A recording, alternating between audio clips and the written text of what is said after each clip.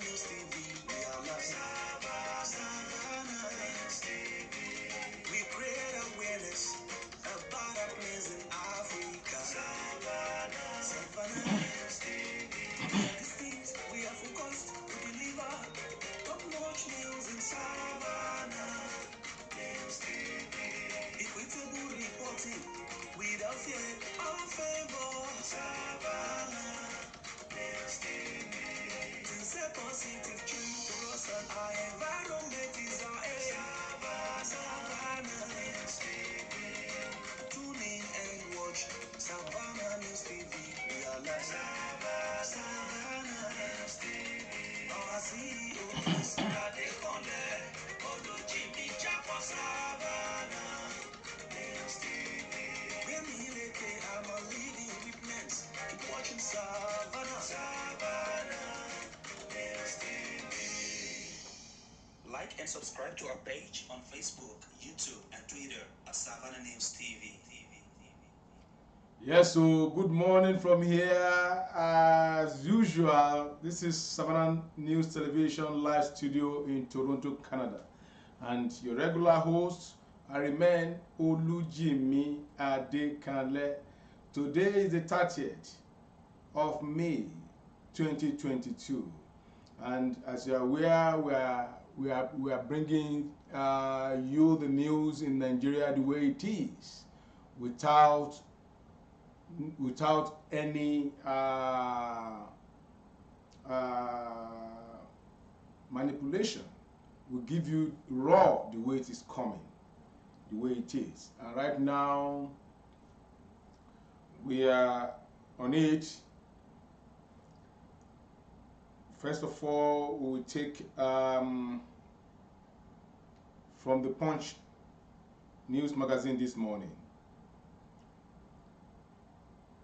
From the Punch News magazine this morning. And we will be having a barrister at law on this studio to discuss the issue of politics going on in Nigeria in general. He's going to tell us the implication and the aftermath of the Atiku's victory. What is left? What is the calculation? What is the joker that APC are bringing on board?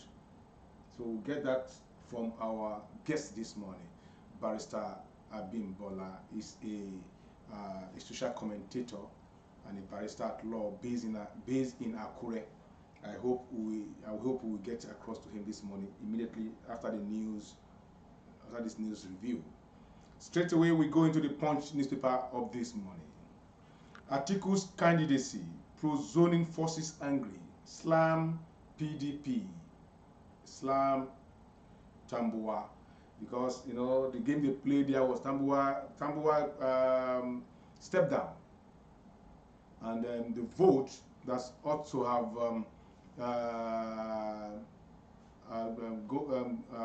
gone to Tambuwa was added. So what was added to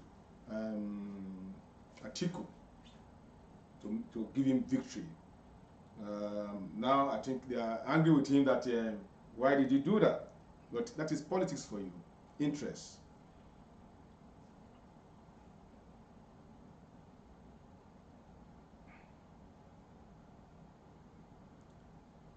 Jonathan, not APC member, says party's vice chairman.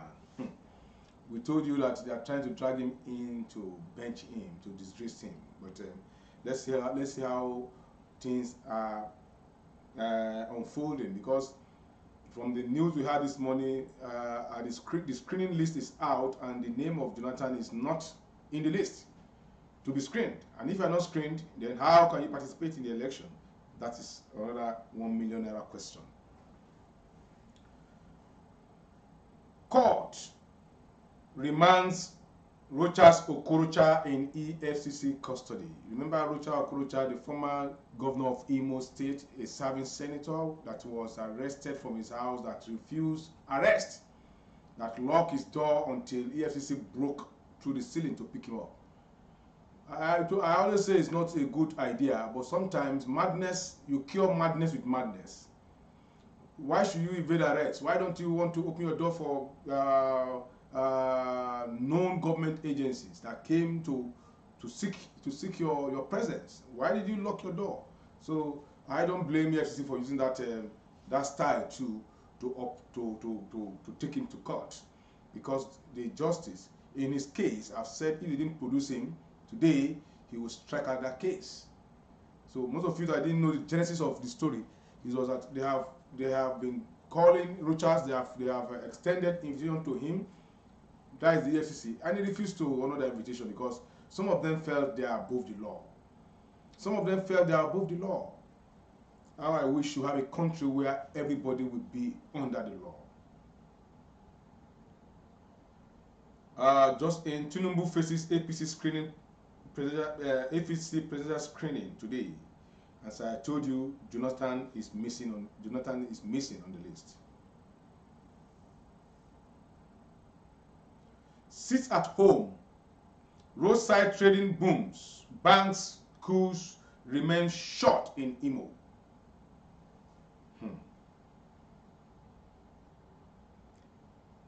Just in, EFCC produces Okorocha in court for alleged fraud trial. For milking Imo State, for embezzling Imo State funds, a state that was handed over to you in trust. The state is handed over to the governors in trust, and they go ahead as if they run the state as if it's a personal business. They run the affair of the state as if it's their personal family business, where you have the wife, the son, the daughter, everybody will be in governance. It's sad. This doesn't happen on the outside, where you have your son, you have your daughter, you have your wife, you have everybody on. Imagine, look, I don't know the creation of the composition of the blood system we have in that part of the world. Look at the last election, that primaries. You see some former governors, their son is contesting, their daughter too is contesting. Like Lamido in Adama, the son contested for rep.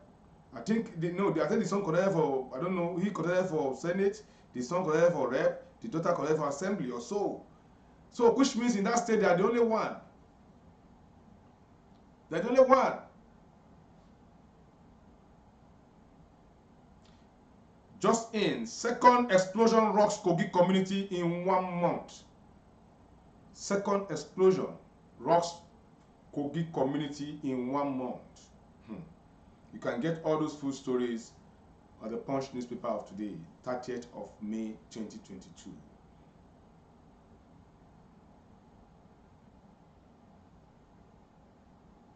Italy, based drug baron visiting Imo parents, excretes urines.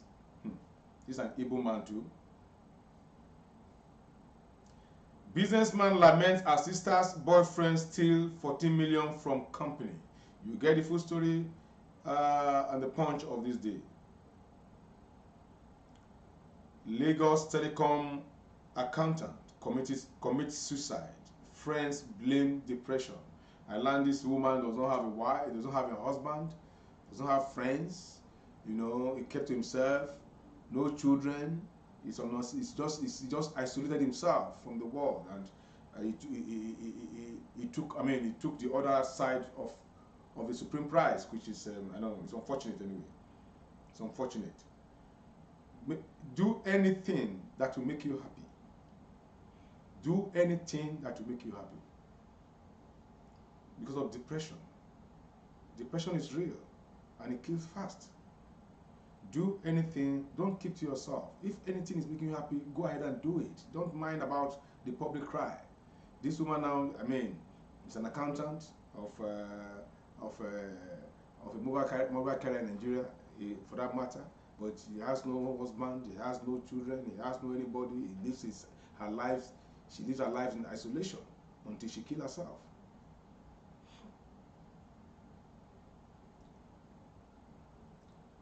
Cabals benefiting from petrol imports, frustrating local refineries. That is coming from IPMA, the Independent Marketers Association of Nigeria.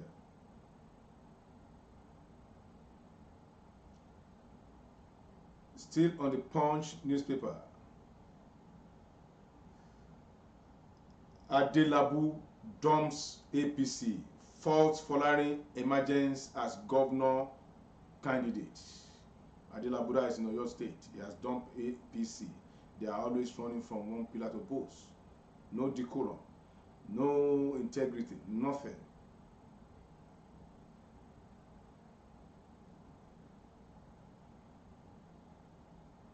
I was nicknamed Coconut Head for my heading prowess. That is Mutiu Adepoju. Remember him, the maestro of the Super Eagles in those days. From the Punch now, we quickly go straight to the Vanguard of this morning. In the Vanguard here, PDP, Wike, Okowa, Udom, eyeing on the cards of VP slot. On the cards of VP slot. That is, they're on the card to be vice president to Atiku. 2023, APC governors gang up against Jonathan.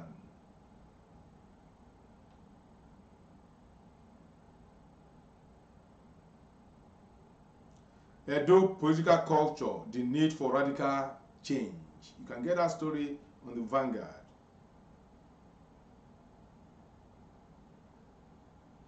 PDP BOT calls for unity among party faithfuls. You can get that there in the Punch of today. NECO extends registration period for 2022 XSC internal. They have extended the registration period for the 2022 SSC internal exam.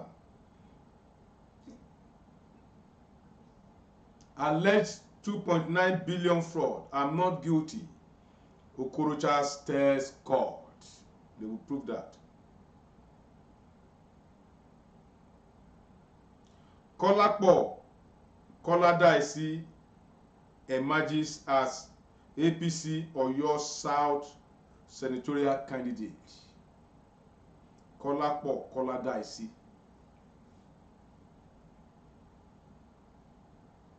No candidate has emerged from Abga Guba primaries in Abia. That is coming from the electoral panel chairman. Senate, Mrs. Obiano floors husband as chief of staff for Abga ticket. Remember Obiano, the I don't know, that character of a woman that went and harassed Bianca Ojukwu last time. She has emerged as the senatorial candidate for Abga.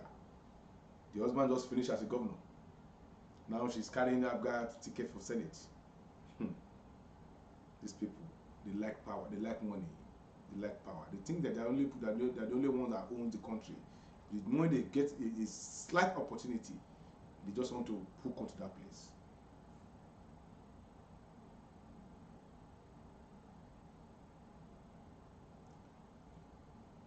Izunazo wins Okorocha's Senate seat in Imo.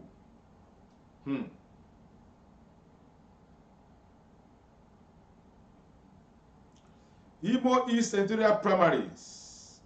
Mbata, that is the guy, wins as Ondo First Lady withdraws from race. Well, she withdrew from the race after the counting of the votes. Congratulations to Mbata. Mbata won. I have said this earlier because I know Mbata very well. I know him very well. He has told me that the Joker is coming on the way.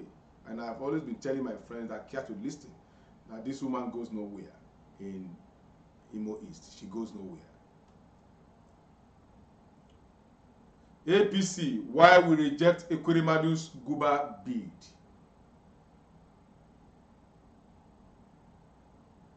IPO rejects alleged ceding of Imo communities to rivers. Ex-Zamfara Governor Yari arrested over AGF 80 billion probe. I learned they have discovered another 90 billion, making it 170 billion, stole from the coffers of Nigeria by only some small cartel. So imagine how many billions that have been stolen from that country. Nigeria is a very rich country. Nigeria is a very, very rich country that its citizens supposed to be living like the sheikhs in Dubai, where everybody is enjoying as a citizen of Dubai. But some certain individuals, wicked individuals, we carried a whole money that is meant for the country. Imagine 170 billion embezzled, looted by some few people. That is 1 billion in 170 places.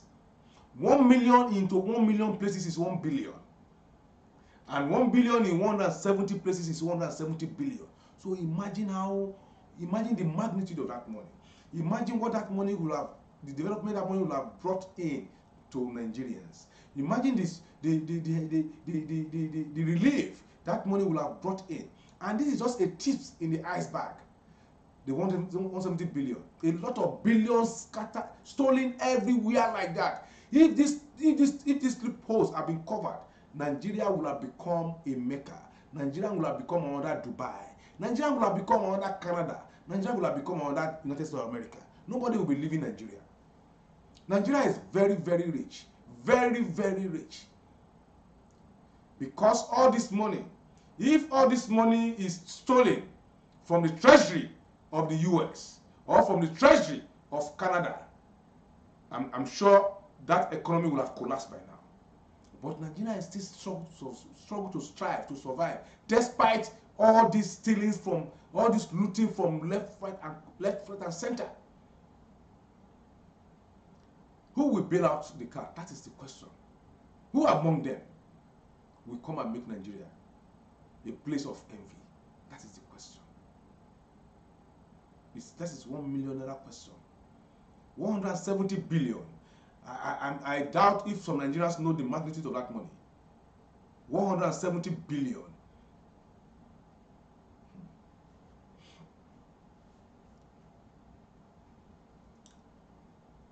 Adamawa APC Guba candidate gives Governor Fintiri quit notice. We know that. Police brutality. How Oyetola's compensations wipe victims' tears.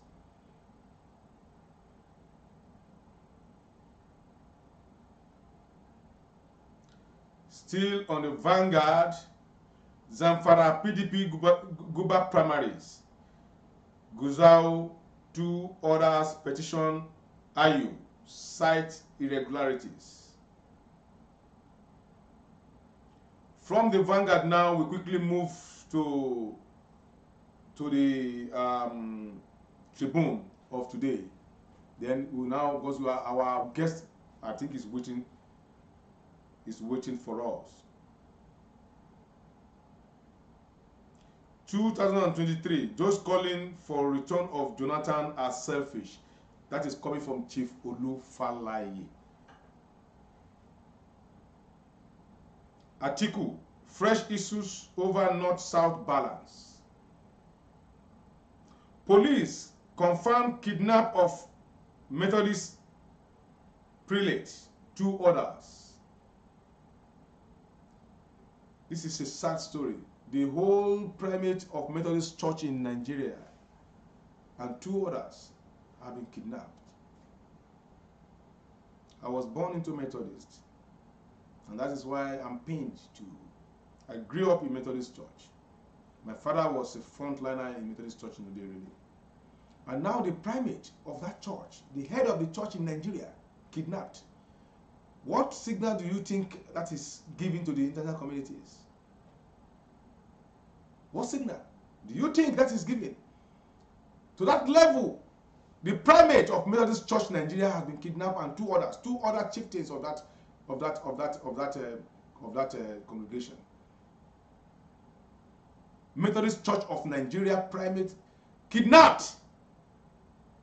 And who God knows where he is now, how they are torturing him now, how they are useless. A whole primate of Methodist Church kidnapped. You can see the country we have found ourselves. And Nigeria will not have answer to that. You remembered the threat of those kidnappers that are having the train bomb blast with them, victims with them. They said 7 days ultimatum. I think 7 days is going to expire tomorrow or next. They said they will start killing those people. And up till now, the federal government of Nigeria has no answer. Has no answer. Could not even locate those people up till now. In that same country, Nigeria, in Kaduna State, there. What is the radius of Kaduna State entirely? That a government cannot have the intelligence to comb all those forests to locate where these people are, and these kidnappers are calling the federal government on daily basis to tell them their demands. They could not use the conversation to trace where these people are. You see the country we find ourselves? It's sad. It's sad. Our prayer is that the primate and the 2 others will return safely. Because what these people, what they do is that when they pick peoples like that, of Christian, of a high level in Christianity, whatever, when they pick them like that, God forbid they always kill them. But I pray this one will not happen that way. Remember the Ekwa man that was killed, that was beheaded, was shown. Horrible sight. We have gotten to the brink where the primate of the Methodist Church of Nigeria, the head of Methodist Church in the whole country, kidnapped. So tell me who is safe in that country? Nobody. Who is safe in that country? It's sad. It's sad. It's sad.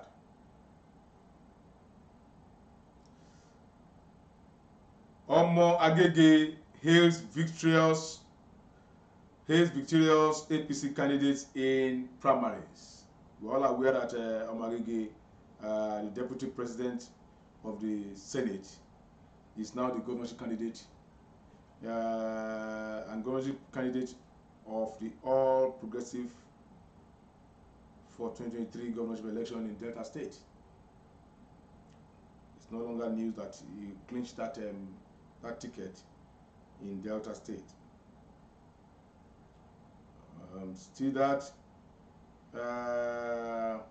Still on the Tribune of this morning, Buhari greets Governor Masari at 72. He was able to greet somebody for birthday, but when they beheaded Deborah, he never made a statement. Buhari never issued any statement, but Buhari was able to jet out from here to go and commiserate with somebody that died in Dubai or where. He flew over Sokoto to thousands of miles away without Deborah. And we use at this junction, we use this medium to thank that pastor, Omega Ministry, that brought smiles to the parents of Deborah and his siblings. But our prayer is that may our own blood not be used as sacrifice to bring smile to our family. It's not a good thing that Deborah is paying the price of bringing succumb to the family. But may her soul continue to rest in perfect peace. At this junction now, we will try to link up with our guest in the studio. Our guest in the studio, Barrister. Our guest in the studio. We'll try to link up with our guest in the studio to see if we are lucky.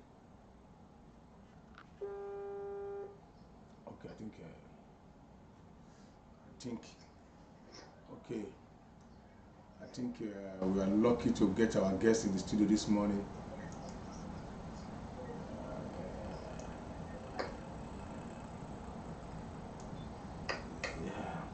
How would you please? Barrister, can you get a place that is lighter a little bit? Yes, sir. Okay. I think.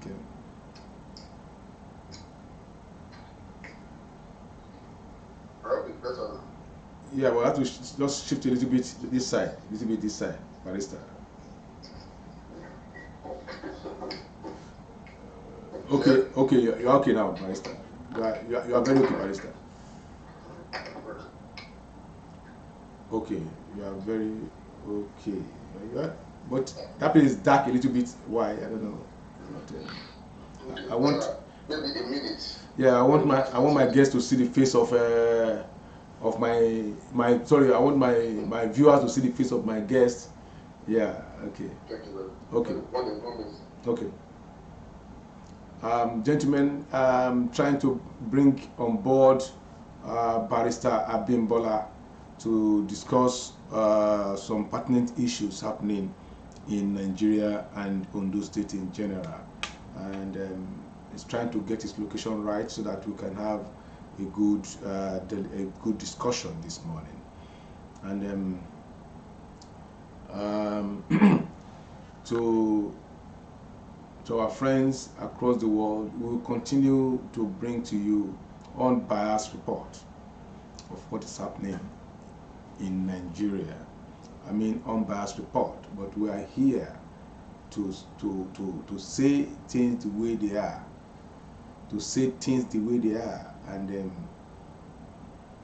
this television station is not created to witch anybody, but it's created to say the truth, no matter who is hot. We don't care. That is what the board of this television has resolved to. So I think he's calling back in.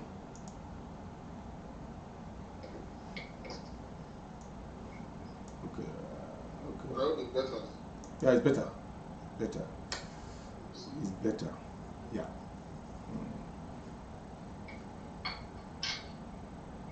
It's better. Okay. Gentlemen, I think I'll be bringing in our guest this morning, Barrister Abimbola. When he comes in, he will throw more light about himself to the good people out there. My fans in London, in Australia, US, I know you are all waiting, and we are bringing him right now, any moment from now. Yeah, good morning, Barrister Abimbola. You are welcome to Savannah News Television live studio. It's always my pleasure being here. Good morning. How is Akure this morning? Well, the usual Akure you left behind, a mixture of happy and unhappy people, a mixture of satisfied and dissatisfied politicians, a mixture of people, a mixture of delegates who are the brides of today, the beautiful brides of today, and the downtrodden who are just hustling here and there to try to make ends meet. So we are here in Akure, as we are, in Nigeria as well, the large, rich country, but of poor citizens, that we live in. But here we are. We are still coping, and we thank God that we are here. Yeah, Barrister. You're in Akure. What is the situation of our civil servants today? Have they been paid their salaries? Well, it depends on the category of civil servants. I'm aware that some have been paid depending on the months they are being owed. Particularly, I can't pin down on the number of months arrears that they owe, but I'm very sure that the payment is not yet up to date. Particularly, for example, in our higher institutions, there are many places where salaries are being owed, up to 5, 6, 7 months, if not more. There are places where salaries, are being owed up to 3, 4 months. So it varies. The basic, the bottom line is that salaries are being owed. We have to be very frank with ourselves. And anybody who truly loves the government and who wants to be fair with the government and speak to the government, and even the government itself knows that it's owing salaries. Okay, we're barrister. And also the level of insecurity in that state. We learned that an expatriate was kidnapped, where the driver was killed, and the soldier guarding the expatriate was brutally murdered, because I couldn't even watch the clip because the whole score was out. And barrister, I know you know that axis very well. The axis of Owo, Ipele, Idoani, all those yes, is this Idoani now? Yeah, all those areas. There have been stories of kidnapping. A monarch was kidnapped there and was killed in that same place. Another monarch was kidnapped. I don't know whether he was killed or I don't know. In that same area, a lot of kidnapping has taken place in that area, from Uso, Owo, Ipele, down to Idoani and all those areas. I don't know. What is a free side now? An expatriate in a war was kidnapped. Up to now, we have not heard about his whereabouts. 2 people were killed. The driver was killed. The security was killed. What and they are saying that you have a Amotekun. They have all this there. Is there not intelligence? I don't know. What is your take? Unfortunately, it is a reality of the whole Nigerian superstructure. You see, the security situation, not only in Ondo State but in Nigeria as a whole, has become so precarious. Like you said, I too could not want those sordid and gory images of the brutal murder of that innocent Nigerian whose only offense was that he was wearing the Nigerian army uniform and protecting, a foreigner working in Nigeria, who those we call expatriates. You see, and his driver. You see, it appears that the northern senatorial district of Ondo State appears to be the hotbed of insecurity. I am from that part of the state, particularly by the area part of Ondo State where I come from, Akoko, and appears to have been the hotbed, of insecurity in Ondo State. To the extent that many a times, even when I need to go to the village, I go reciting psalms and all those things, just hoping that because going to one village and coming back alive these days is worthy of thanksgiving in the church. See, in as much as we know that the Amotekun Corps, is trying its best in those states. But I think that majorly, it is a deceit when we call governors state security officers of their states. In actual fact, the security officer of every part of Nigeria appears to be the president. Because except for the Amotekun, every other security apparatus in Nigeria derives its control, its management, its funding, and everything, from the federal authorities. And so we can only hope and pray that those at the top, those are the other man called the organs at the top, are able to work in synergy with those that are closer to us, particularly at the state level. Because I know for a fact that there was even a time when soldiers were withdrawn from the road in Ondo State for whatever reason.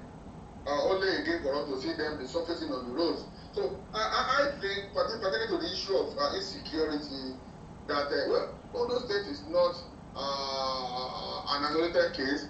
There is nothing anybody can. I am not one of those who compare inefficiency of one with the other. Inefficiency anywhere. The general level of insecurity that pervades the country is alarming. And in those days we only used to read them in the papers, but now they are here with us. And with the influx, with the respect of non-indigenous into the state, it appears that we are all in for a long thing, particularly with the upcoming elections. What, Barrister? I think it's don't you think in this way that it's high time for Amotekun to change their strategy? As you have said that the governor is the only arm that he has 100% control over. Why this? I mean, the stretch. I know Ipele. I know from Owo to Ipele and Idoani, all those axes. What stopped Mr. Governor from creating Amotekun barracks in those forests? Why not? It's possible. Create barracks in those forests, along the forest. Just create barracks along the forest there, so that they can have what you call a quick response whenever things like this is going on. In Nigeria, most of the time, we always take, if not emergency, we always respond to issues as they come. We don't preempt. But I think that I agree with you that I think there is a need for the Amotekun Corps to be one, better equipped, two, to be more better funded, three, to have more personnel, so that there can be, like you said, a better command structure,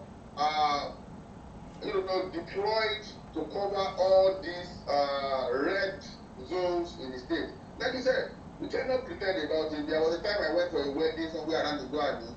From Ikwete up to Idoani is such a desolate area. Long stretch of land. Long stretch, yeah, exactly. You can create a barrack in those places, create houses. Yes, and it is easy for just anybody to operate inside those bushes. Yeah. And like I continue saying, people who are not indigenous, who are from a particular, who are from the privileged zone of Nigeria, I don't want to particularly, so that people will not accuse me, of ethnic profiling, are already coming in droves into the southwest. You see them on top of trucks almost every day. You don't know what they have down under the trucks, and they are already invading us. And I suspect they've already surrounded us. So I just hope and wish that those who have the power, who have the instrument of state, can come to our aid as quickly and as urgently as possible. And I hope, again, in towing your line, that it is high time the Amotekun Corps, is built up. If these ones in the north, Isba, can be arresting regular policemen for drinking beer, if they can be destroying bottles of beer, I've seen, which threatens nobody's life anyway. I drink beer, so I do not know what the problem is, with anybody arresting people for drinking beer. If they can recruit as many people as possible into source corps in Kano and other states in North, then I don't see what prevents us, from recruiting more people into the Amotekun Corps. I always joke about something. I said, when they were going to start recruiting people to Amotekun, they said they should begin to apply online. Look, in my own little thought, I believe that Amotekun should not just operate in conventional defensive tactics. We have the Babalawo, we have the traditional hunters in our villages. The government can contact the traditional rulers. These two exist in our villages. Then you contact them. The Yorubas will say, whatever means, we are not the aggressor. We are only protecting ourselves. Whatever way we can protect ourselves, be it conventional or not conventional, be it foreign or African, let us protect ourselves. A dead man does not come back. Doesn't come back. You are very correct. Yeah, Barrister, from security now, let's go into politics. I mean, especially in our dear state, Ondo State.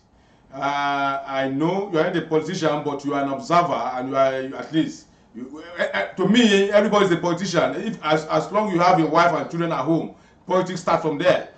Yeah, and Ondo State just finished. The APC just finished their primaries. The PDP finished their primaries. There's a pertinent issue that is happening, and I want you to look at it in your legal point of view. I mean, in your legal point of view as a lawyer. I mean, in fact, even affect your zone, that's Akoko area. I mean, I'm referring to Adeogun, Honorable Adeogun, in the House of the President House of Rep member, and Boyega Adefarati. Well, from our findings here, we learned that they could not conclude, they could not do the voting the primary in Akoko land, they have to bring it to another central district, that is Akure, the Dome, where they said they declared Gboyega Adefarati. But the people in Akoko said no, it was Adeogun that won the election, blah blah blah. But now what am I driving to is this: as a lawyer, as a political lawyer, what do you think is the implication? Is this the same? Is it not what they refer to as what the first lady of Ondo State in Imo referred to as kangaroo election? That she was served over there too. Well, elections are like beauty. You know, the election results, elections and their outcomes are like beauty, which lies in the eyes of the beholder. As a matter of fact, you are not just talking about my area, you are talking about my own federal constituency. Oh, really? I am from Ago Southeast. I am talking about Ago Southeast. I didn't even know. So that is my own federal constituency. Now, I do not care who wins. It's none of my business. All I care for is for due process to be conformed with in producing, the options that we place before us. Because of course, the delegate that will give us the options. The delegate of PDP will give us an option.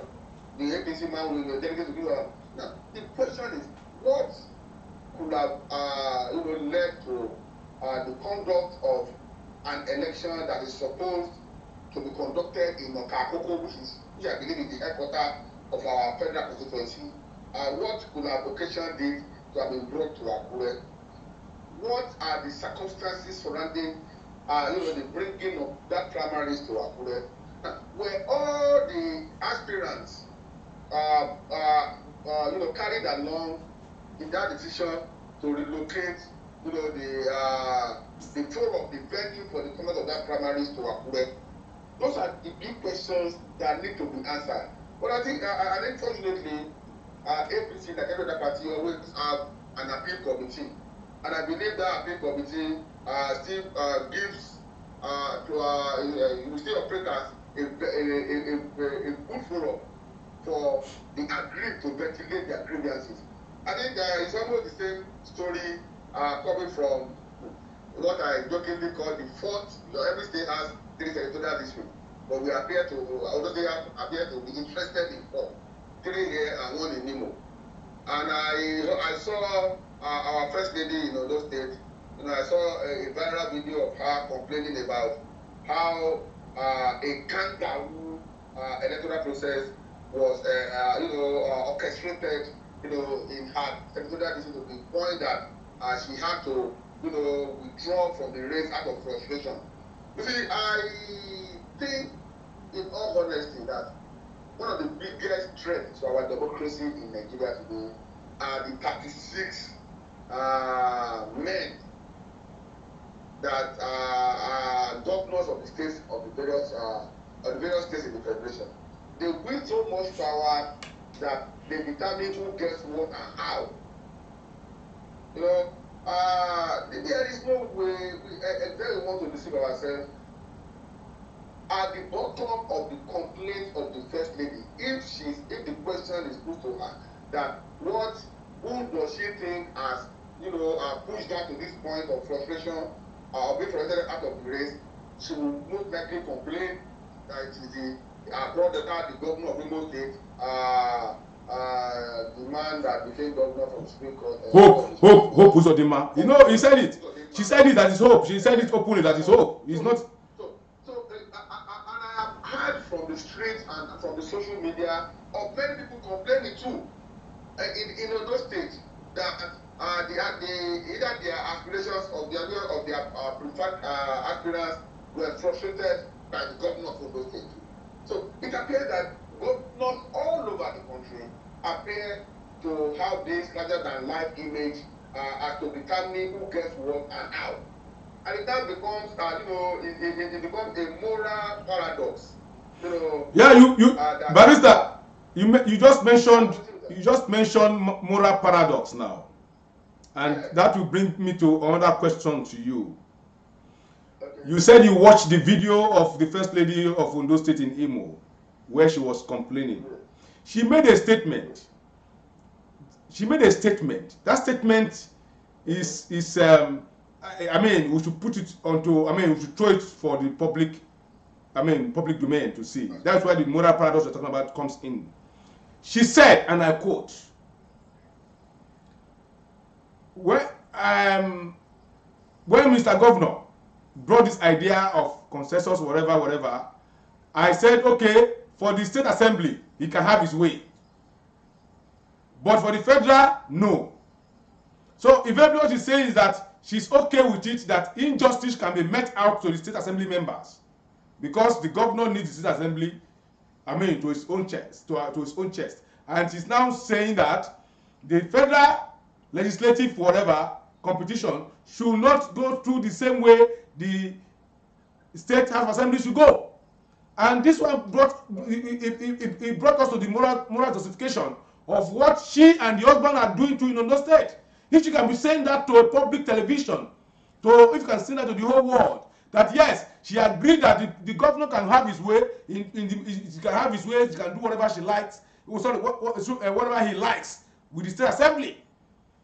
The question here is that are the state assembly people, those people vying for state assembly, are they not human beings too? Are they not qualified to have equity? You see, again, in answering that question, it raises not just moral but even legal,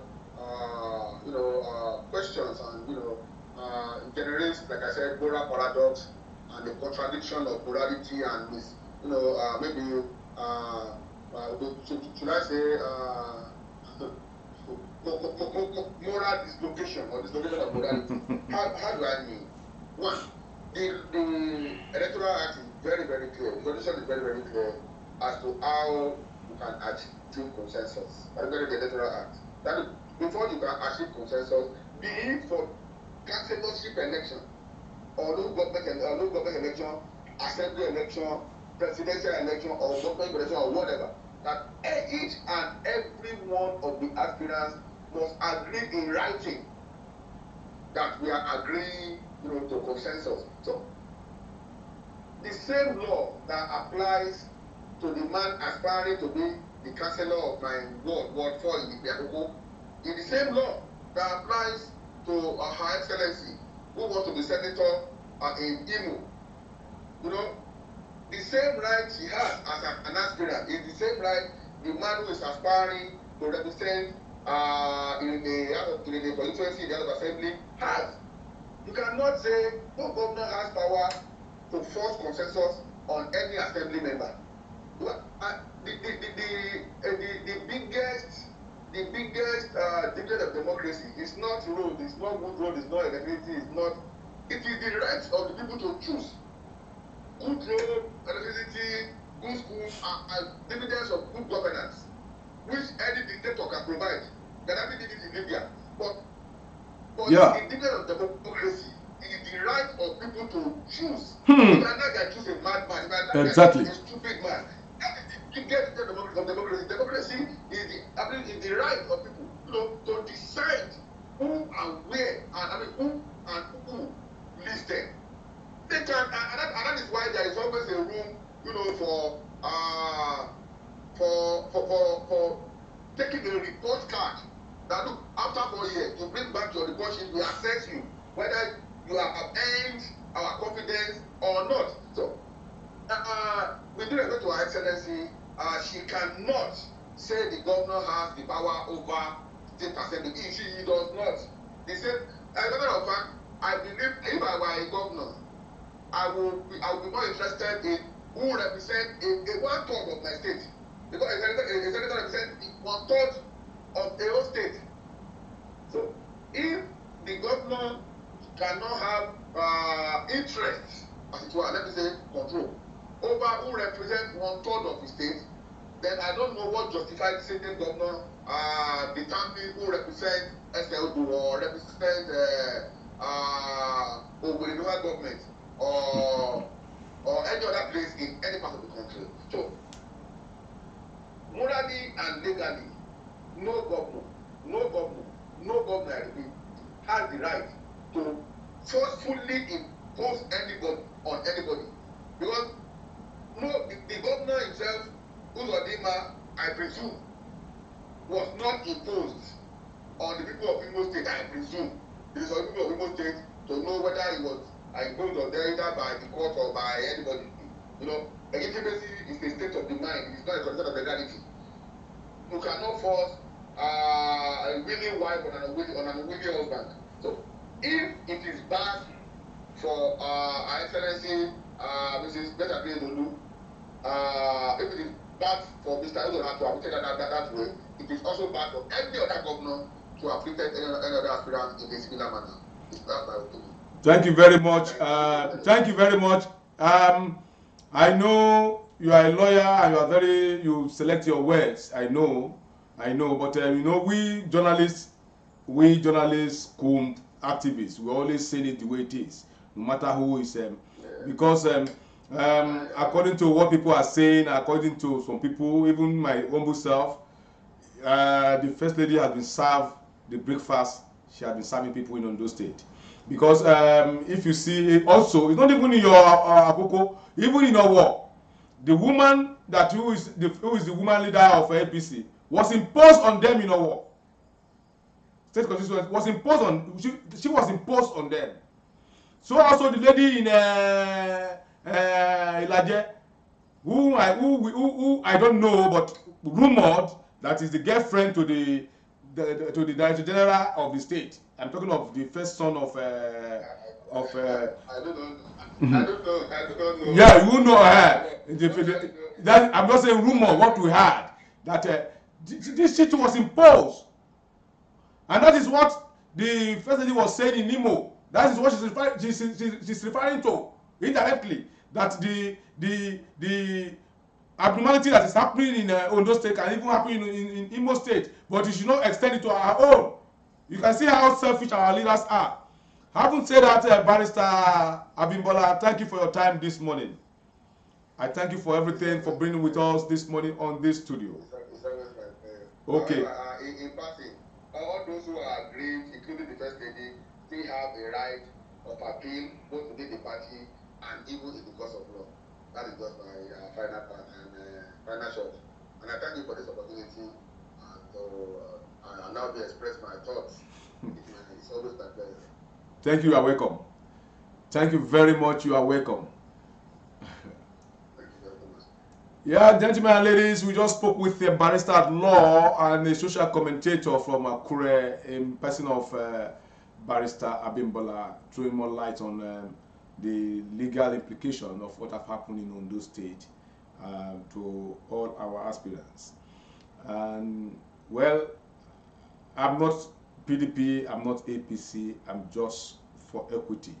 I sympathize with those hustlers. I mean, if I say hustlers, you know what I mean? Some people hustle to get money for nomination form. They went to hustle to go and bribe the First Lady, hustle to go and pay some other people, and at the end of the day, they were being jettisoned. I know here we don't just say what we don't know. Most of the aspirants in Ondo State bribed their way, and that's why you see all of them speaking with confidence. Most of them, they have to meet with the First Lady. If you don't meet with the First Lady, you are just joking. And meeting with the First Lady is not meeting with the First Lady with just ordinary mouth that I want to contest. It's not ordinary mouth. They come with Ghana must go. I know somebody that paid her 5 million, and he failed in Ondo South. For real, he paid 5 million. He failed. I know. And so also people all over, and that is our grievances. That is my personal grievances with these people. You are rich, you are still collecting money from the hustlers to add to your own, even despite you have the purse of the state. You have the coffers of the state in your purse. And not until the populace realize this, they will continue to ride the people of Nigerians like a donkey. At this junction, we say good morning to our viewers across the globe, and thank you for being with us on this platform. Today, 30th of May 2022. I remain your regular host, Ambassador Olujimi Adekale, the Lion of Irele Kingdom. Good morning. Like and subscribe to our page on Facebook, YouTube, and Twitter at Savannah News TV.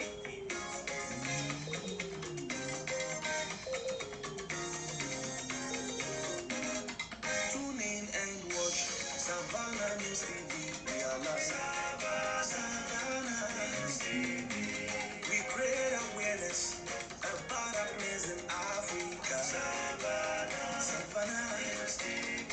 We are distinct, we are focused, we deliver top-notch news in Savannah News TV. Equitable reporting without fear or favor.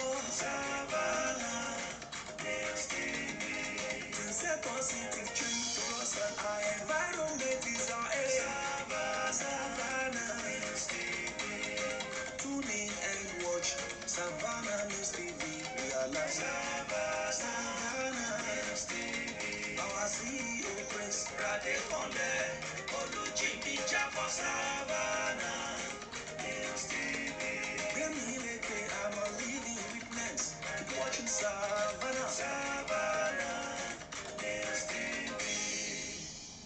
Like and subscribe to our page on Facebook, YouTube, and Twitter at Savannah News TV.